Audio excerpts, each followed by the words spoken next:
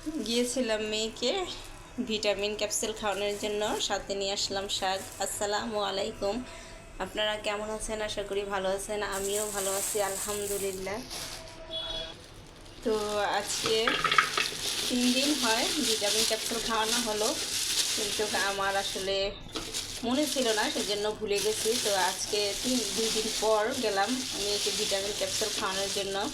তো খাইয়ে নিয়ে আসলাম। আর এখানে এক ভাবি শাক আমার জন্য কেটে, লেট হয়ে গেছে, আমি শাক নিতেছিলাম মেয়েকে ভিটামিন ক্যাপসুল খাইয়ে। তো এক ভাবি শাক বাসায় কেটে টেটে একদম রেডি করে এনে দিয়ে গেছে, যে আর কষ্ট করার দরকার নেই। যাক, লাভ আমার নিজেরই হয়ে গেল।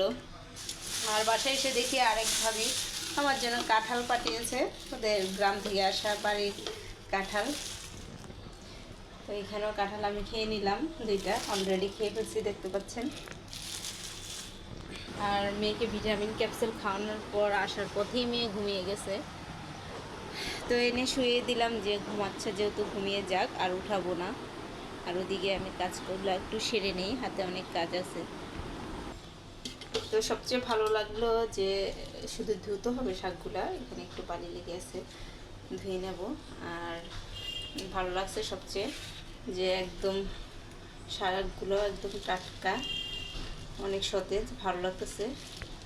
আর কেটে কুটে আনা হয়েছে। সবচেয়ে বড় কথা হলো, বাসায় আমি যদি কিনে নিয়ে আসতাম, বাসায় এসে শাক কাটাকুটি করা অনেক লেট হয়ে যেত, এমনিতে অলরেডি অনেক লেট হয়ে গেছে। তো যাই হোক, ভাবিকে অশেষ ধন্যবাদ যে উনি একদম ওনার বাসার শাক আমাকেই দিয়ে দিছে, নিজে রান্না না করে কেটে কুটে একেবারে রেডি করে দিয়েছে, জাস্ট শুধু ধুয়ে বসিয়ে দেব, এই আর কি।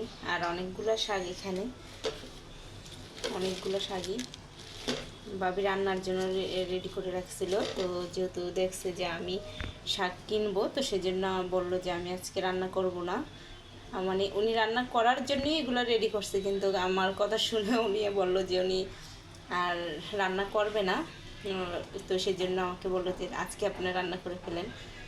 তো যাই হোক, আমার বাসায় আমি আনতে চাই নাই, তারপরেও জোর করে নিয়ে আসলো, ভাবিসহ এসে দিয়ে গেল। তো আমি এখন শাকগুলোকে রান্না করব। আর আশেপাশের ভাবিরা যদি এরকম একটু সাপোর্ট ভাবিদের কাছ থেকে পাওয়া যায়, তাহলে তো কোনো কথাই নেই, অনেক ভালো লাগে। যাক, তো সবাই ভালো থাকবেন। আর আমার ভিডিওগুলো লাইক কমেন্ট শেয়ার করে দিবেন, অবশ্যই সাবস্ক্রাইব করতে ভুলবেন না। আজ এ পর্যন্তই, আল্লাহ হাফেজ।